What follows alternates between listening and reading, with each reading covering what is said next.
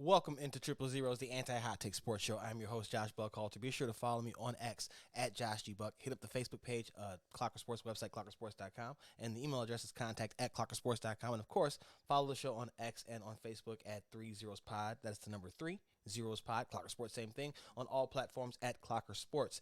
We have a lot to get into, and not a lot of time to do it in because there is a lot going on tonight. You have the Bulls in action against the San Antonio Spurs, as well as the Los Angeles Lakers taking on the Minnesota Timberwolves, and then you also have Thursday Night Football between the New Orleans Saints and the Los Angeles Rams.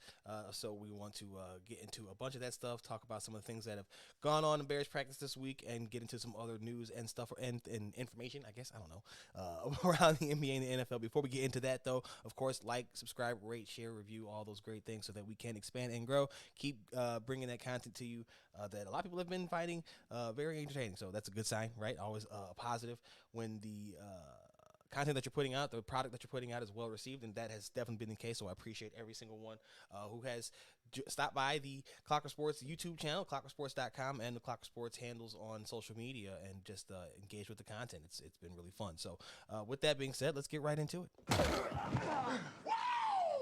There have been some injuries this week for the Bears. First of all, they are still without left guard Tevin Jenkins. You have Equanimeous St. Brown still dealing with that pectoral injury. Noah Sewell's leg injuries resurfaced, and he's been out for the past couple of practices as well. So there's some things going on around there. But there's also a lot of positivity. So today they had chicken wings in the locker room, and when I say a buffet of chicken wings, like, you know how you say there's enough food to feed a football team? Well, then I've seen that. I can now say that I've seen it and then some, because there was enough for everybody with a to-go box, and by the end of it, you had Jalen Johnson going around trying to share chicken wings with everybody. It was a great scene. But the point of that is, despite the loss, the tough loss that they were all, very much taking to heart after the game, there is still, I guess, an air of confidence about a group that you probably wouldn't expect to see this late in the season for a team that is 5-9. So that's a good sign. It's always a positive thing, something like that. I guess, those are all the superlatives that you want to use, but it is, I guess, a little disheartening that they came in with so much excitement and have not gotten to that point. Be that as it may, they are, like I said, and have been saying, maintaining a very positive outlook and have been very positive in the locker room. And so that was made for some easy conversations. And today I got to catch up with Andrew Billings, defensive tackle Andrew Billings. He recently got that extension, and had to talk to him about his feet. And we talked about how quick it is. So I'll be having an article up about that. And he's very quick to be over 3 bills. He's 6'1", over 3 bills, like 3'11", I want to say, something like that he's listed at. And he's not getting the sack numbers. We've talked about this in the past with him being a nose guard and just not getting the gaudy numbers. And he's just like, my job is to eat up blockers. And that's what he does. However, if you watch, you will see 97 in the backfield a lot on pass plays. And so that's something that I think that a lot of fans will check out. And I may not write about it. I think I'm actually going to share that directly, just a video on Clocker Sports on X. So just go ahead and look out for that one. Yeah, we're going to do that because I'm actually writing about Robert Tonyan. He opened up about the drop, man, and I think fans are going to really want to see and hear, I guess, read what he had to say about that bomb, over-the-shoulder bomb, and just really kind of how the season has gone in general. And he also has some interesting concepts or thoughts, rather, on the state of the Bears offense, and coming from Green Bay where they were running that offense to perfection, he's seen it how it's supposed to be done at a high level. And he's also a guy who, while he may not be on social media, he's aware of the conversations about how he may be perceived after that last week, and had a very, very interesting retort. So be on the lookout for that one. Both of those will come out. The video will be out later on the night, and then I'll have the article up by Friday morning so that everybody can read the Robert Tonyan, man, and open. And I'm talking about owning up to it and not backing down. And I really admire that about a guy who you really don't catch in the locker room very often. He's kind of a guy who goes about his business, gets in, gets out. But I called him today, and he's both times I think we've spoken now, I think it's twice, he's been extremely generous at the time. They all are, but, I think I had to note that because it very easily could have been a situation where he was like, nah, man, I'm good. I don't want to do media today because I got training or we got this thing going on or whatever the case was. And he did not do that. He was very upfront about it, owned it, and looking forward to moving on. So that'll be, I think, a great story to read out for the morning. So, but the video that I have to talk about today, talked to left tackle Braxton Jones on Wednesday about the matchup against Myles Garrett. Talked about the matchup coming up against the Arizona Cardinals, and then I asked him for the top pass rushers that he's faced in the league so far. And so I'm going to share that with you. I shared the video of right tackle Darnell Wright talking about his top 5 on social media, and that video is up on YouTube as well, so you can go and check that out. That's Clocker Sports on YouTube, and you could see what Darnell Wright had to say. He actually, when I asked him about Garrett, he actually pointed to or suggested that I should ask Braxton as well, because Braxton had more exposure to him in week 15. So that was a very enlightening conversation for both of them, because I think Darnell Wright's video, when you go and watch that, you can hear the confidence that he's gotten, even just from being, from his first interaction with us all the way until this most recent one, and just how he talks about the game, and he even says it himself. But then here you have Braxton Jones, who I'm very high on. I know a lot of people are kind of trying to, I don't want to say run him out of town, but they're looking for an upgrade, quote unquote. I don't know how. I think it's kind of the Charles Leno thing, where he's really good, but because they don't necessarily know what they're looking for, like, people don't realize that you don't really hear about offensive linemen unless they do something wrong. I thought when he was out, you could tell that he was not there. And for a guy who's had issues with penalties and stuff like that, it makes him noticeable for the wrong reasons, and a lot of the good stuff that he does do does not get picked up. But again, talk to him about some of the Myles Garrett matchup, the Cardinals matchup coming up, and then his top 5 pass rushes. And so here is Bears left tackle Braxton Jones talking with Clocker Sports about those things. Obviously, when you go up a guy like Myles and all those guys, Darius, their interior is good too. You can't skip over that as well. They bring a lot of challenges, and you got to be pinpoint on when you go up against a defense like that, or even close to perfect to come out of the game with that type of defense with no errors. So I give them hats off to those guys, but at the end of the day, I think we're all in this league for a reason, and we've got to be able to get our job done. And so you can't relay too much on the fact that they're who they are. You got to be able to go in there and just do your thing. What challenges does Garrett specifically present to you? I just think for me, I've never seen somebody able to convert their edge rush that cleanly. He's just different in that way. He can complete, and bend the edge better than anybody I've seen do it.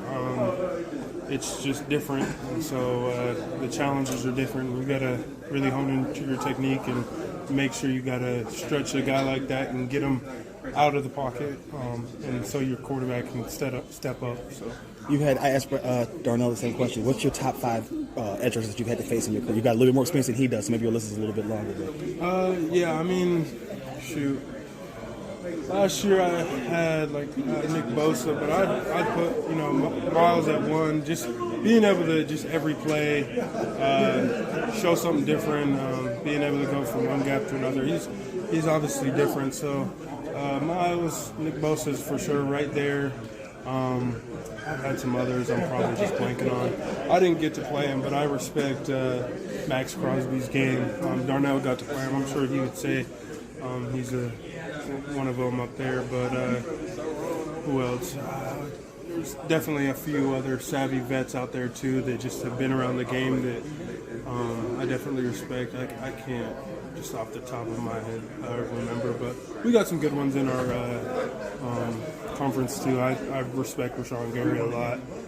He's definitely up there too. But there's plenty of other guys too. So, what kind of unique challenges does this last one for me? Does a team like the Cardinals present when they don't have that one guy, but they can kind of do it from different ways? Yeah, I think they all play extremely hard. It doesn't really matter if you have a guy like that. You got to play as one. You got to complement each other. And I think they're starting to do a good job of that and playing together as a unit. So they might not have one of those big name guys, but you do, but you don't need one of those guys. When you play all together like they do and play hard, you can get the same thing out of it. So I respect their effort. And, they still got some really good rushers on their team. And so there you have Bears left tackle Braxton Jones talking about a lot of things, really. Myles Garrett stuff was really interesting when he called him different, man. That took me not off guard because Myles Garrett is definitely different. But like I said, they exude confidence, both of those guys. Young guys, but they are not lacking for confidence. And for him to call them different and flat out, he's number one, top tier. You had Darnell's was a little bit kind of not more mush, but like he just was, giving me names. But Braxton was clear cut that it was Myles Garrett. Not the Browns come away with 3 sacks in that game. They pressured Justin Fields a whole lot more than that, and you could just definitely tell the impact their front had on the game. So very good stuff from both of those guys. Like I said, I have the story on Tanyan and the video on Billings coming out later on tonight. The story on Tanyan will be out tomorrow morning. But good stuff there from both of those guys. And then, as I told you guys last episode, I did pick up the beat on the Vikings with Heavy, and so talking about some Vikings news real quick.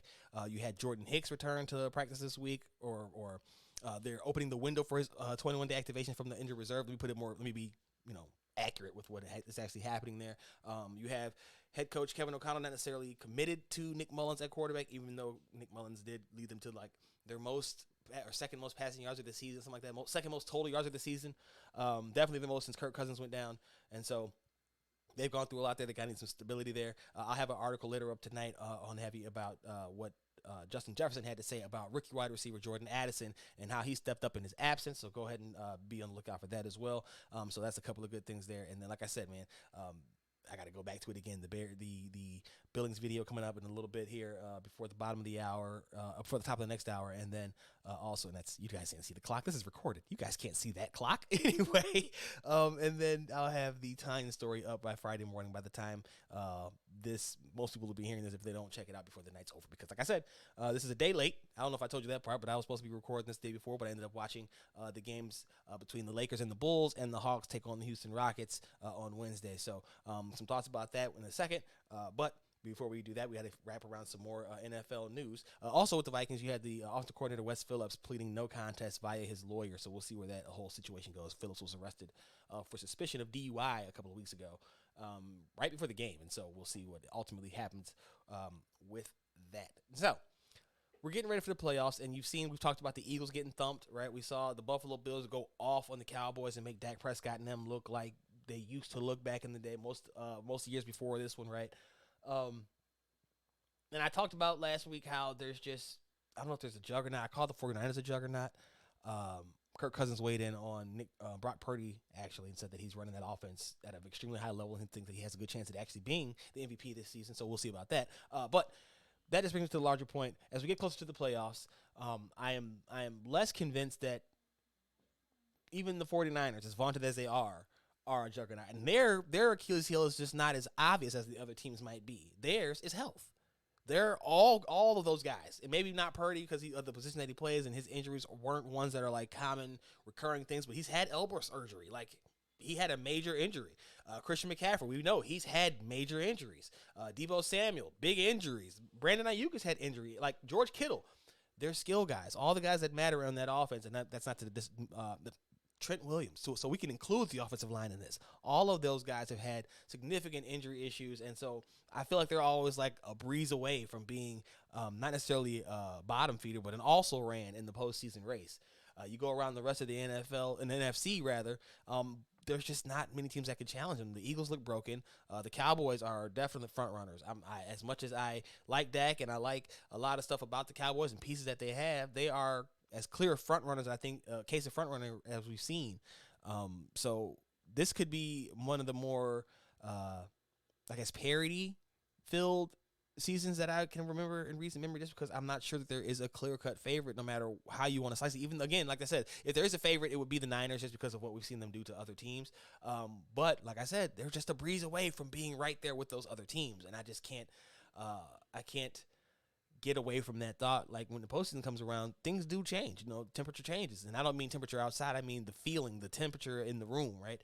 It's different, and I believe that the 49ers are built for that, but that's health permitting. And so we'll see if they can get to their ultimate goal, the Super Bowl, as constructed. But I'm just not – there's nothing in the NFC that would scare me if I'm an AFC team like the Bills. And even, I've been talking about them all season as not being that, but the Chiefs could even get there and do something just because they've got the experience and there's nothing out there that is overly scary. You could say the Niners are overly scary, but I don't know, man. So the other day, and this is quick before we get to the NBA stuff, we watched the Boston Celtics go against the Golden State Warriors, and we saw Steph Curry. If you watched the game, Steph Curry took over in the end and kind of proved why he's still the man, right? At least in terms of the two stars over in Boston.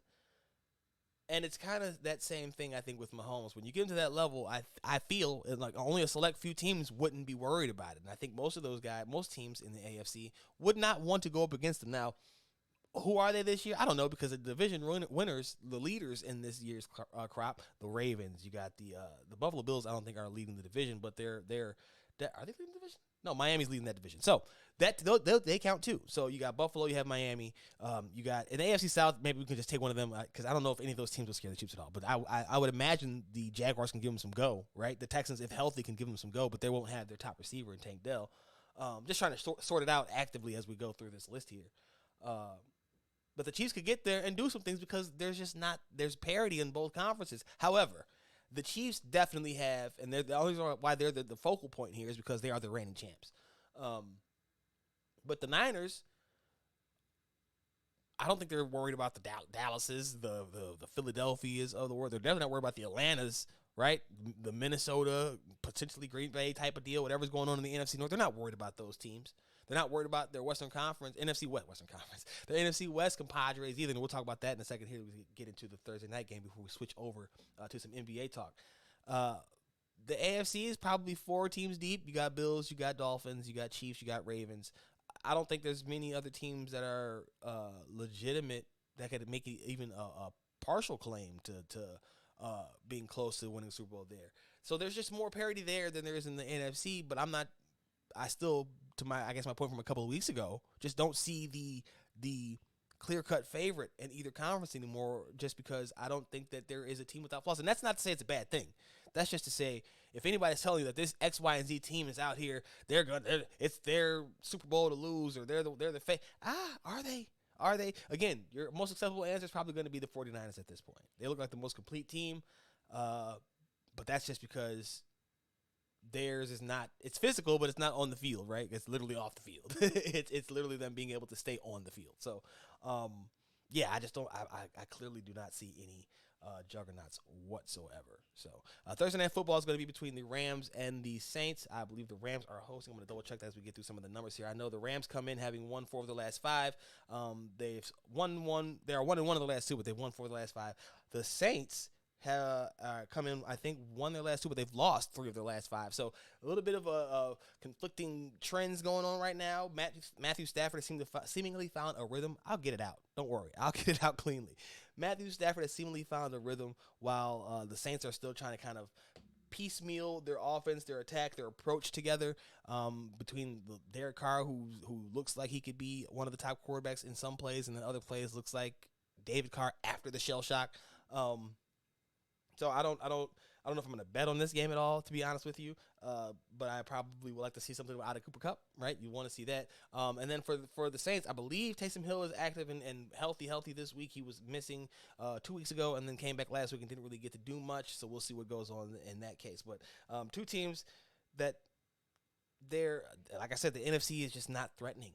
There's just not a lot of threats, and the only one there is the 49ers, and you just have to feel like the 49ers, if they're not wafer thin, right, but they're paper thin, right? They're right there. They're a very talented team, but if you take away one of those key pieces in the key moments in those big games where and you can say that about every team. I'm not trying to say that they're special in this way, but I think they might be thinner than most teams are in that way.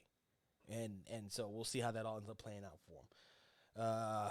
Switching gears. Like I said, you have the Bulls taking on the San Antonio Spurs, and you have the Los Angeles Lakers taking on the Minnesota Timberwolves. First, we'll start off there because the Timberwolves are a team that LeBron James called the best in the West. And so when you think about that, just the sheer magnitude of that statement is kind of crazy because they're led by Anthony Edwards, right? We know the whole Karl Anthony Towns, this is I got now, and he thinks he's a superstar and stuff like that. But if you watch the Timberwolves when they're at their best, it's because Ant-Man is out here doing Ant-Man things. Ant-Man's a superstar. Karl Anthony Towns is a star, right? He's an all-star, even, I think, in this league. 2-time All-NBA, 3-time All-Star. Anthony Edwards is a superstar. bona fide.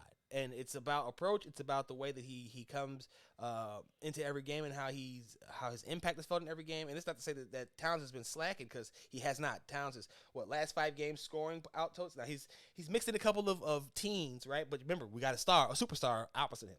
So last 5 games in order, you got 23 points, 13 rebounds. You had 18 points, 8 rebounds, 40 and 12, 21, 17, 17 and 12 for the Timberwolves, who are sitting in that top spot in the Western Conference at 20 and 6. 3 games in the win column, 2 games in the loss column above the Oklahoma City Thunder. And why is that notable that they're sitting there above the Oklahoma City Thunder? Because that's the next team that the Lakers will face. And if you go and read the story I put out for Heavy on Lakers, LeBron James doubled down on his take that fatigue, and he listed a bunch of different variations, but he also mentioned before the NCAA tournament, the deep run that they made and how much that's kind of caused some wear and tear, some fatigue from the team. He doubled down on that after their loss to the Bulls, and so I think that they need more firepower, and that's why you have fatigue, because some of the things that you were counting on have not happened. A lot of that has been injury related, but some of that just has been. It's kind of like what we saw with the Bulls early in the year, right? Guys that can't take a lot of threes or don't take a lot of threes, you can't force them to take too many more than they are already comfortable with, because it just, at this point in their careers, it's not going to happen. The Lakers are not a young team, and so I could kind of see them deciding, and LeBron said before, they need to change a lot. It wasn't just that they needed to be more rested, although they have played, 8 out of 14 games in the month of December have been on the road, have been and will be on the road by the time it's all said and done. They hadn't played at home since December 7th before they played the Bulls on December 19th, so that's a long time to be away. And again, like I said, they had that extended run into the NCAA tournament. LeBron also pointed to the Pacers, who are 2-4 now in their 6 games after something that the Lakers are hoping to do with the win tonight. But they're gonna have to do that without Karl Anthony, or without. See how I was rolling? It was gonna be so poetic, and that was gonna be the clip. I was gonna clip it, and I couldn't. I can't clip that. I can't clip that now. Anyway, they'll be without LeBron in this game as he gets some rest. Again, fatigue. He did all that talk about fatigue, and now he will be sitting out in this game, and that's not really too big of a surprise.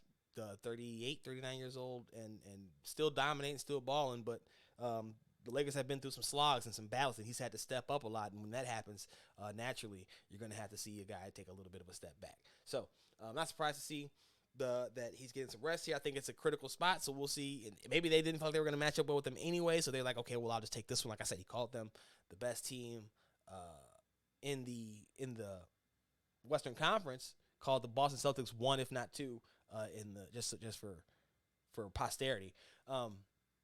And so I'm kind of stuck looking at the Lakers and wondering, when are you going to send the trade for LaVine? Because he's been sitting out, and if the Bulls are smart, they're going to have to take and I don't say whatever, but they're going to have to work with whoever wants LaVine right now, because his value is not increasing. And there's no way it can be. First of all, he's out. He's been missing for the past 10 games. The Bulls, I believe, are 7-3 in that span, right? Because they were 6-3 in the 9. Yeah, so they're 7-3 in those last 10 games without LaVine on the floor. Kobe White's looking like an all-star. He was doing that before, so that's not all because LaVine is gone. DeMar returned, so it all kicked off with DeMar and Zach both missing a game with injuries. DeMar was personal reasons, but when he returned, the Bulls went on a 4-game winning streak, starting with that first game with them out. DeMar came back and played like a different player. He still does his ISO. He still dribbles the ball a lot, but he's not completely taking the air out every single time, and he's doing a lot more facilitating. A lot of the stuff that they saw in San Antonio, and probably why they thought he would be a great fit in this group. They've had to rely on him as a scorer, but I bet you that in the ideal world, they would have gotten San Antonio DeMar rather than, I guess you could say, Toronto DeMar, as much as of a better scorer as Toronto DeMar might have been. So, that being the case, they went on that 4-game winning streak. They ended up losing some games, 2 games I believe it was, and then they came back, and they've been bouncing back ever since. And it's been obvious that they're just playing with a different level of intensity. The ball is popping around the floor a little bit better. And so the question is, A, do you try to bring back Zach and boost his value? Because if it backfires, if he gets hurt again, if your team looks messed up when he comes back, that's not helping anything. And you're already limited to suitors. Now, I have an article also coming up on Heavy a little bit later about just exactly who's interested in LaVine and who the Lakers are going to be competing with. We know about the Sacramento Kings, but there's another team that has joined into the fray, so I'll be writing up about that in a little bit, and that might be it by the time you hear this, Heavy on Lakers. And so it's just another layer to the Lakers' own struggles, right? The cost to go and get a guy like LaVine, the questions that come around doing something like that, and then dang, we don't really got that much time because there are other teams that are out here pursuing it too. Now, I will say this, and I don't have anything to back this part up, so this is all speculation, but I feel like I read somewhere that someone accused Shams Charania of being a mouthpiece for Clutch Sports, the agency that represents Zach LaVine. If that's the case, that could be an effort to drive up his asking price. Maybe to not even for LaVine's sake, to benefit I guess grease the wheels for the Bulls. That's obviously, and so that third team was out, back in now. We'll see how that all goes out. The article will be up in a little bit on heavy on Lakers. It's just like I said, another layer to the ongoing saga for the Lakers. And then when the Bulls side, you can't. I just don't see how you can bring him back while you're rolling like this. There's no sense in doing so. You guys were open to him moving him before this. That's the part about it that doesn't make much sense. So you want to, not only were you already looking to do it, and it was admittedly going to be difficult, but on top of that, you then played well without him, and you've found that groove that you guys are searching for with him. And I asked earlier today, I was talking with someone, and I said, I wonder, is it LaVine specifically that needed to go, or is it just having all three of LaVine, DeRozan, and Nikola Vucevic? Okay, it's not him. It's Karnisovas that I always mess up. Nikola Vucevic on the floor together is what the problem is. And I can see that being an issue as well. Now, like I said, DeMar has adapted his game. Vucevic has always talked about and touted his ability to sacrifice, which I don't know if you constantly are telling people about it, or you are quick to tell people about it, if that means that you're that willing of a sacrifice. But whatever, you're doing it, so it happens. We don't know if LaVine can do that. And to be fair, I don't know how much he should do that, because in this type of scheme, if you do it right, he won't get the ball till it's time to score. And I mean that wholeheartedly with as much respect as meant. So you want the ball in Kobe White's hands, because Kobe White's playing like an all-star this season, like an all-star point guard this season. You want the ball in DeMar DeRozan's hands because he's proven to be a reliable playmaker, ball handler, all those things, scorer, all those things in clutch time. LaVine has not proven any of those things. And so when the goal coming in this season was for him to be shooting upwards up to 10 threes a game, the way you're playing now, use him as the ultimate satellite, the ultimate moving player. He should just constantly be on not moving screens, but moving around screens and pin downs to try to get open on the perimeter for shots, for drives, and from there he can do whatever he has to do. But I'm not letting Zach dribble too much. I don't want him leading mini breaks, to be honest with you. I want him finishing plays. Zach is a finisher as much as he is an initiator, and when his initiating should really be limited to self-creation. That's just my opinion on it. But again, to find out how well he could fit, you'd have to risk the chemistry, the momentum that you've built up over these past few games, and that is such a risky proposition. That's going to do it for this episode. 000. Be sure to follow me on X at Joshy Buck, Facebook page, Clocker Sports, website, clockersports.com, and the email just contact@clockersports.com. And of course, you can follow the show on X and on Facebook at 30spod. That's the number 30 in pod.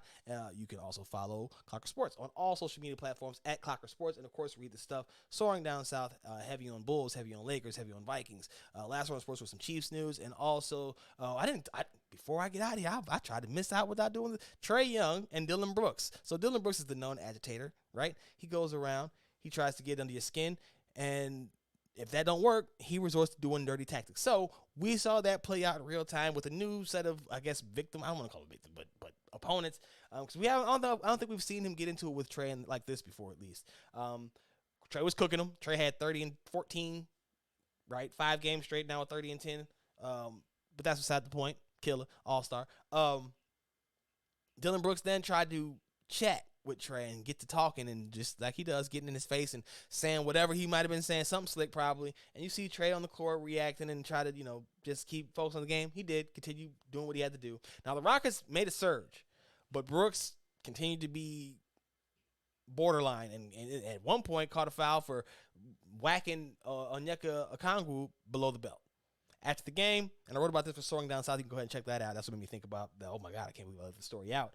Trae Young talked about, how he didn't have time to play with Dillon Brooks and explained the difference in their roles. And I think it was a very, very major sunning moment. And I don't know if Dillon Brooks will hear about it, will care about it. But you went from being sunned by LeBron to being sunned by Draymond, or I think it was the other way around. Draymond told you it'll be without you. Maybe it was a simultaneous thing. But now you got Trae Young telling you, by the way, we're not the same, player. That's tough.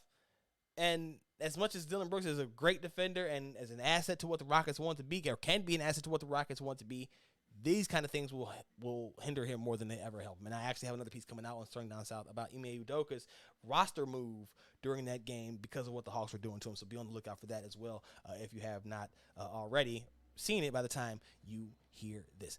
That is going to do it for this episode of Triple Zeros. Be sure to follow me on X at Josh Book, Facebook page, Clockwork Sports, website, clockworksports.com. Email address is contact@clockworksports.com. And, of course, follow the show on Facebook, X, at 30pod. That's the number 30 and pod. And, of course, you can always read everything. Please, have your own Bulls, have your own Lakers, have your own Vikings. Soaring Down South, last word on sports, and, of course, clockworksports.com. That's where everything will be aggregated. And, of course, until the very next time, you already know what it is, man. We gone.